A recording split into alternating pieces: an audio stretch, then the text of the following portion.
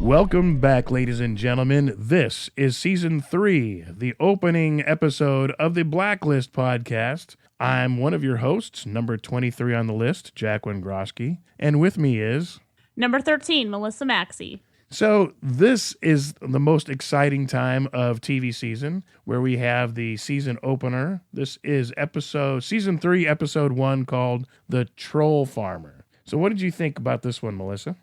Well, it started out pretty fast-paced. I mean, it was, Ren and Liz are on the run.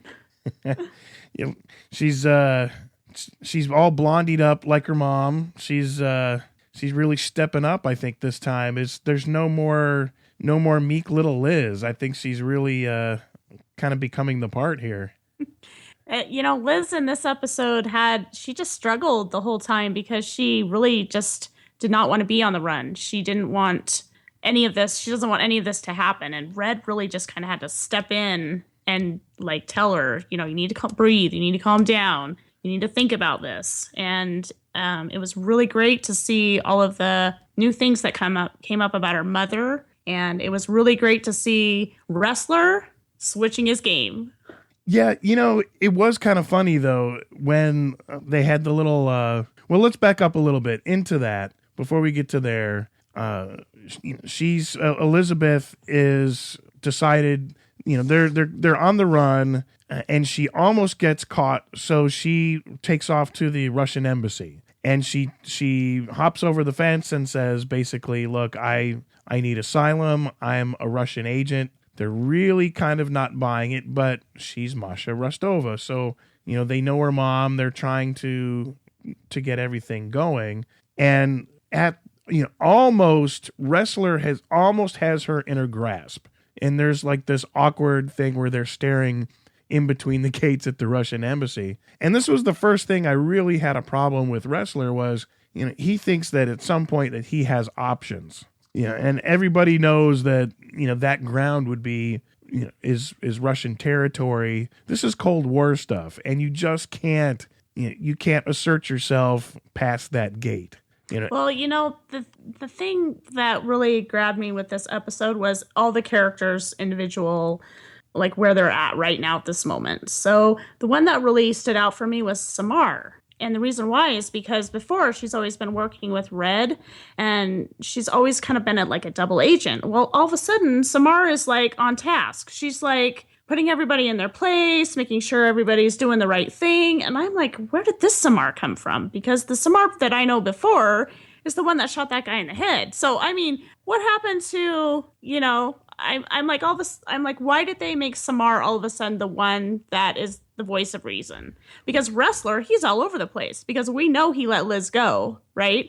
And so now he's on the hunt for Liz, but he's kind of got this dual personality thing going with her because he let her go, but now he's got to find her. And Aram, he's the one that's always been true to his nature. He trusts Liz. He likes Red. He knows that he'll do whatever he can for his job, but he knows that ultimately he wants Liz to be free. Well, he wants her to be free. He does. I mean, he said, I will do my job, but he doesn't have to like it. And Wrestler kind of tries to, make him, choose the sides. But I think it was like a side question. I think Samar is the exact same Samar that we saw before. She doesn't work for them. She works for herself. So she's not as emotionally involved as the others because she's really part of Mossad. She's a great member of this team, but don't forget, this is not her team. When it's time for her to go back to work, she goes back to another country and to go back to doing what she was doing. So, she's kind of sitting back and trying to calm everybody down and staying emotionally detached because that's who she is. And, Wrestler trying to pull the weapon on the diplomatic car as well. If they're in a car, does that really apply? And of course, Samar's having to pull him back. The two guys that are almost gonna fight, but all their friends hold him back. And I thought that was I thought it was a little much, but it is that emotional nature where Wrestler is governed really more by emotions than kind of logic at this point. Right.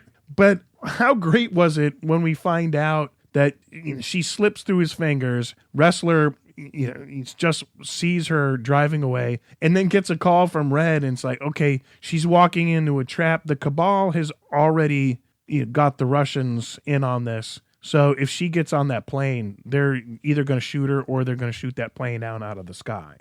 I don't know that. What were you going to say? Well, I just nothing. Edit. So I think they were really getting to that point where, I don't know. It's like the Cabal has already been ousted, and I think they're really on thin ice. I think this guy, the head of the Cabal, now has put this out everywhere. They're telling they're really advertising way too much, and I don't think it's going to serve them very much longer. I think they've got this kind of hunter that they're brewing on her, right?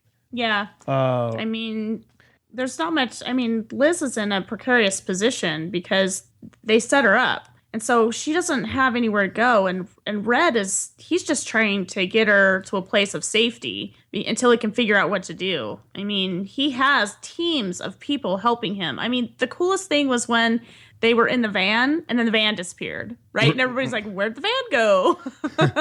Yeah, it was. Wrestler seems to be the one to figure out where everything is happening. Oh, yeah. And, the van not only disappears, but it becomes like a different vehicle. They tuck it under the it's a car mover. The car mover. And then they just burn it.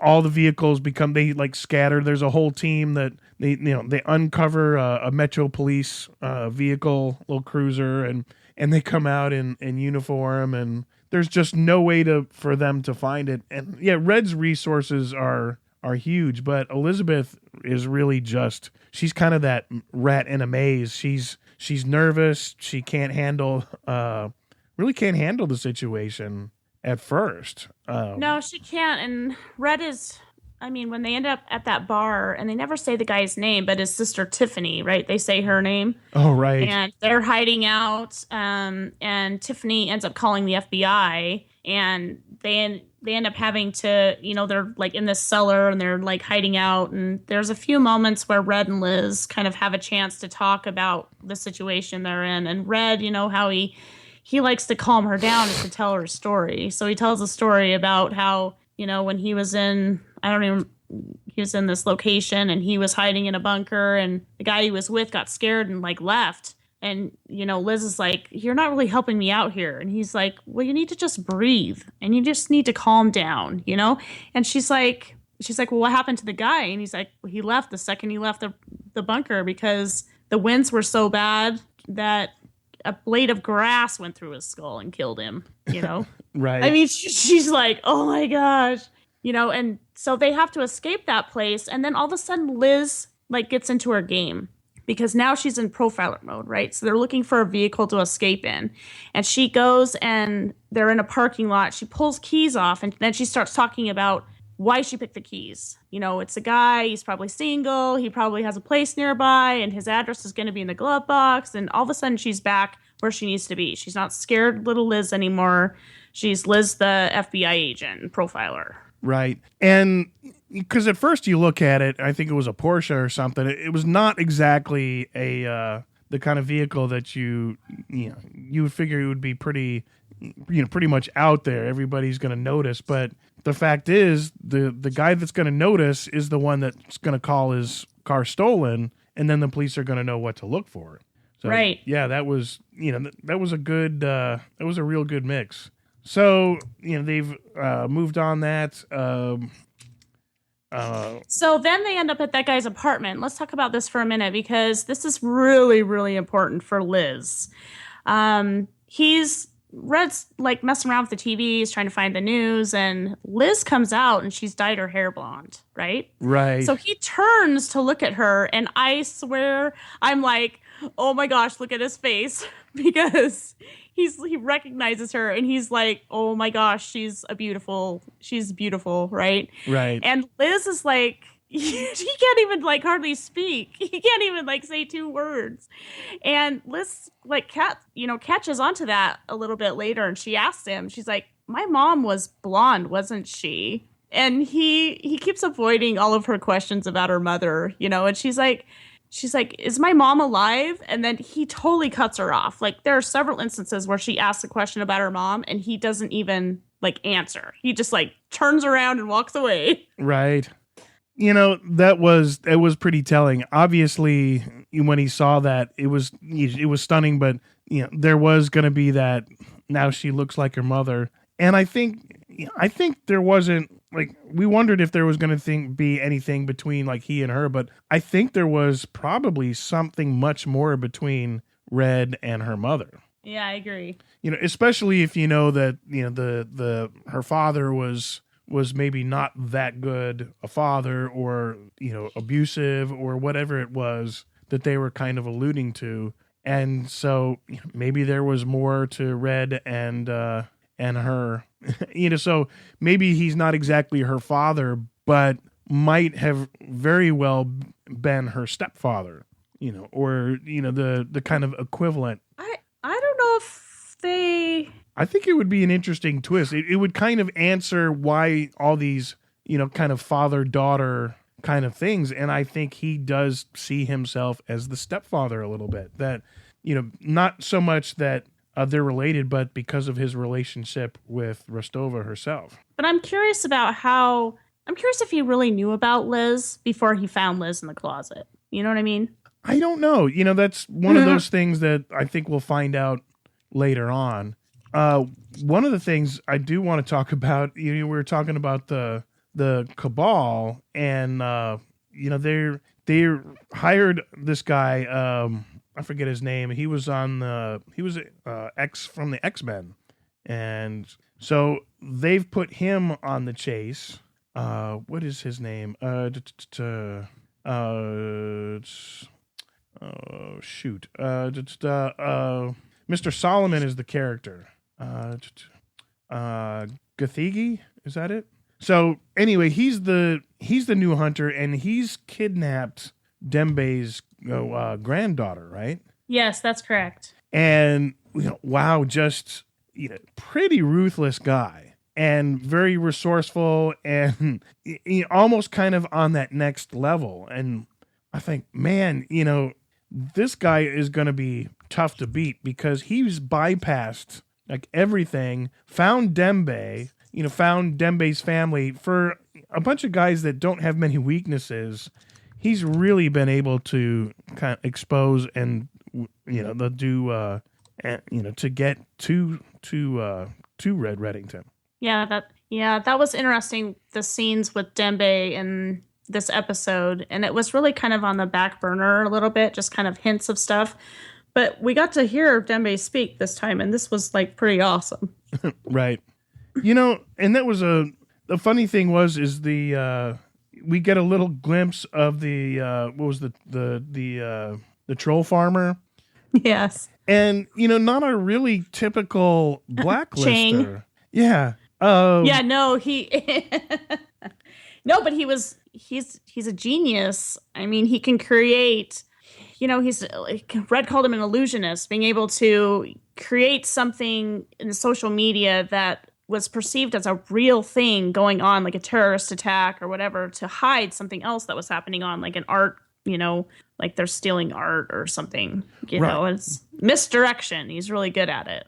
And you don't, at first you think, this is a little far-fetched. How could this guy control social media? But to see it unfold like that was amazing. They're looking for, the nation's most wanted now is Elizabeth Keene, almost as if Red now is secondary, but they have a sighting here, and they're figuring, okay, we need to send some teams out. And then all of a sudden Aram says, well, we've just seen her here, and we've seen her across the country here. And so it really, as they're making their escape, it just works perfectly, except miraculously, at the last minute, Wrestler says, okay, you've got this, this, and this, so it can only be one of these. And they narrow it down. And to actually see them stop the escape route was pretty amazing because, they got within seconds of actually getting them. Of course,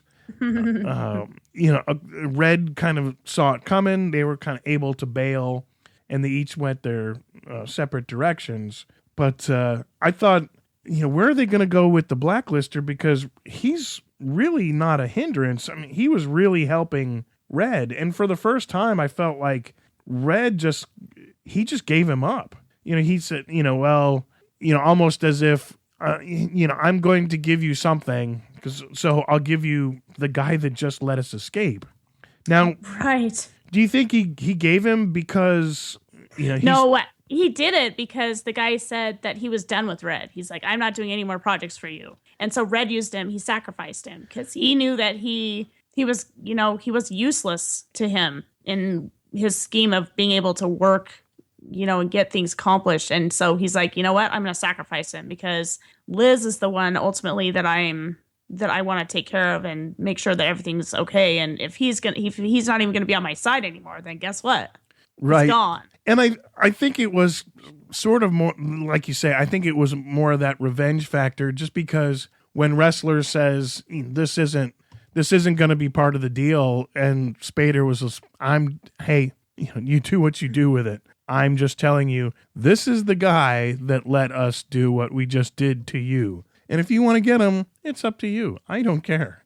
Like, man, right. That was classic Red. I thought that was awesome. Okay, you're not going to work with me anymore. Here's what's going to happen. Exactly. Yeah, and it really had some great setup points. Usually, they kind of establish these little stories, which I think that's kind of what they're doing with Cooper right now. They're just kind of holding him. They're kind of threatening. They're threatening him. I don't know, with information, or they're not quite sure what to do with him. But he's, the fact that he was there, he was part of. He didn't shoot anybody, but I think the fact that he was there at the shooting, it makes him suspect. So you had all these like great little elements, but they did so much more with them this time. I thought it was really cool. Yeah, I thought that the pace of the episode was really great, and I thought there was a lot of action going on. All of the characters were involved. That was really a big point. I wanted to make sure that I was seeing, if it's the first episode, I want to see everybody and where they're at. Even though Cooper didn't really have a big part in this episode, they at least kind of give us an update to where he was and, where he stood. And how about Samar finally corners Wrestler and says, there's 30 seconds unaccounted for. You go up here like a big giant blowhard, but the way I see it, you could have apprehended her, and now you're acting pissy because you're the one that let her go. Right. See, Samar, like I said, she's the one that's putting everybody in their place, which I still think is pretty weird for her. I think it's perfect. I think she's still Mossad. She's not that. She's not the one that is. She's not the type that would have let Liz go. I don't think. I think if she was told to take the shot on Liz, I think she'd do it. I don't think there's any love lost. It would be, hey, I really feel bad about this, but I think it wouldn't stop her like it was Wrestler. Everybody else is on that emotional plane. So, yeah, that's true. What did you think about Aram's like interaction with Wrestler and, Samar? He was kind of up in Wrestler's case too. I think it's because the fact that because Wrestler is acting more on emotion, and I think we still know in our hearts that he's not really leading the team. He's leading this big like emotional chase, this emotional charge that really Cooper in the end is still in charge. In I think everybody's mind, the viewer, the cast, the characters, that that's Cooper is still the link, because he's still just one of them. He hasn't got past. Well, first off, we know there's nothing to tell us that he's got back off the pain pills, so that's still kind of a liability. There's no. He's not sitting in the corner office making decisions. They're still making decisions in Cooper's office, trying to maybe do some sort of scare tactic or get him to retire. But they're still talking tactics in that office with Tom. Even in the fact that they gave, they're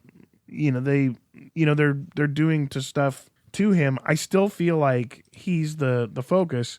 And so Wrestlers is just kind of a pawn like everybody else. He's, and I don't think that they're really taking full on orders from him like they should be. There's no kind of getting the troops behind it. And I don't think it'll kind of take much to get Wrestler off that mountain. You kind of get that sense? Yeah, I get that sense too. So, Wrestler is he's basically gone back to the way he was when he was chasing Red. He's gone back to that mindset, at least, and even though he knows who Liz is, and he knows that he wants, he's like, I don't know he's almost like, I don't know what to do, so I'm just going to go with what I know. Just, I think it's, I enjoy watching Wrestler and Liz's relationship, and I think that's going to be a big play in this season because they're on opposite sides, but really he knows her, and so it's going to be. Red is going to play into that, and he's going to use that so he can get the assistance he needs. Right, and the Dembe thing here. What a great scene when he breaks into the restaurant. And he takes out the guards. Just kind of sits. He just he just storms in. Like, we expect that from Dembe, right? Because he's the one that he's like, no nonsense. He's just gonna. He knew he was gonna sacrifice himself for his grandchild. So he goes in there. And he's just like, you don't need anybody to come after me. I'm just going to come right here and just like, I'll just, we'll just do business like right now. Right. And, that's the thing is the advantage, the only reason that Solomon is still alive is because he holds all these family members at bay. And I think at some point there's no reason to keep this guy alive. I think when all is said and done, I think it's going to be between Dembe and Solomon. Just because he was on his family. There's one thing is you can only do that to so many people. If you go back to history and you look at the Salem witch hunts, and everything kind of kept going and was honky-dory and fun to go after the witches until they started going after the politicians and all the leaders, and suddenly maybe their wives were witches too. And right, exactly. So, and I think that's Mr. Solomon. He's a heavy hand. He goes in there, and man, he threatens everybody. He's threatening Red. He's threatening, just anybody, and holding all families, hostage, and the granddaughter even has this, all these grand plans. But I think the fall for him is going to be equally as large because nobody is going to be able to let this guy stay alive. I think when it's all said and done, I think Red's going to want him dead, Dembe's going to want him dead, and probably even the Cabal, because this guy is way too big for his britches. Well, he thinks he is anyway. Yeah, really, what is this guy? This guy, in the end, he's just a hitman. And when hitmen get too big for their britches, they just get hit, just like anybody else. So exactly, and I think that he thinks he's bigger than he is, and he's in a good position right now. But Red's going to change the tables here, like any time now. Right. So there's, I guess some let's say. So in the end, we've got some, I guess you want to call them loose ends. we always have Reddington kind of going into his little kind of diatribes. We have Director Wrestler now, and it's like this, this guilt and revenge thing or whatever that we really don't know how that's going to end, but we do know that Wrestler kind of put himself in this position in the first place. And let's see, what else? I cut that down. Yeah, I think I'm just going to edit all that and not worry about it. That was just like a big stall, when you're... I know, you're like, oh. You're on the airplane and it just kind of craps out. So at the, the end, I mean, they do a montage. They kind of bring everybody together. So the baby's on the doorstep. Dembe's traded his life. Chang gets captured by the FBI. Cooper gets released because Wrestler isn't going to tell anybody about Cooper letting Liz go when he let Liz go too. Liz is running for her life, and she's heading to the Russian embassy. And right as Wrestler is getting close, she jumps the gate. And as soon as the guards come out, she declares who she is. Masha Rostova. What's her name? Masha Rostova. Masha, because she got to go park the car. There's no I. There's no I there. Masha Rostova. And my best boss. She wants diplomatic immunity. Right as Wrestler is at the gate. Right. So that's right. Is that where we do we have anything else? No, I think that's gonna do it. All right. Well, let's talk about. You said Ryan Eagle has an interview on Yahoo TV. Now, do you know anything about that?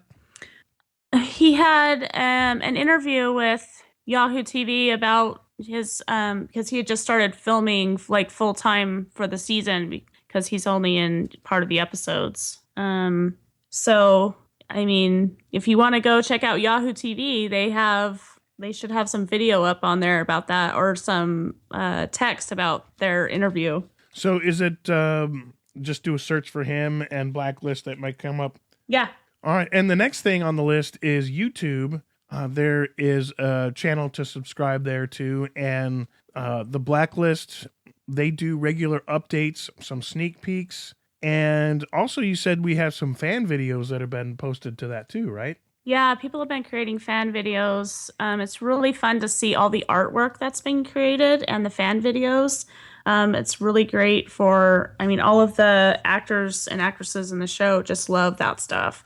Instagram is huge. There's lots of places to go there. We have the Blacklist Pod on Instagram. We're also on Twitter as the Blacklist Pod. And it's really fun to chat with everybody about the show. And we like to live tweet during the episodes because they have actors and actresses from the show come and tweet with us. They start on the East Coast and they go all the way to the West Coast. So for me on the West Coast, it's always a couple hours sooner, but I like to get on there and see what everybody's talking about even before I get to watch the episode.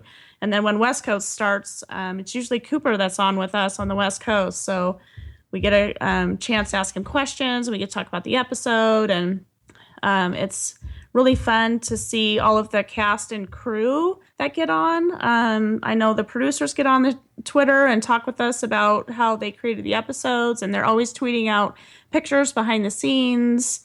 It's been really great interacting with them, and I think it's just really helped the show with being able to talk with fans and share, what they're doing with the show, and it's just a lot of fun. Sounds good. And that our Twitter and Instagram again is at Blacklist Pod.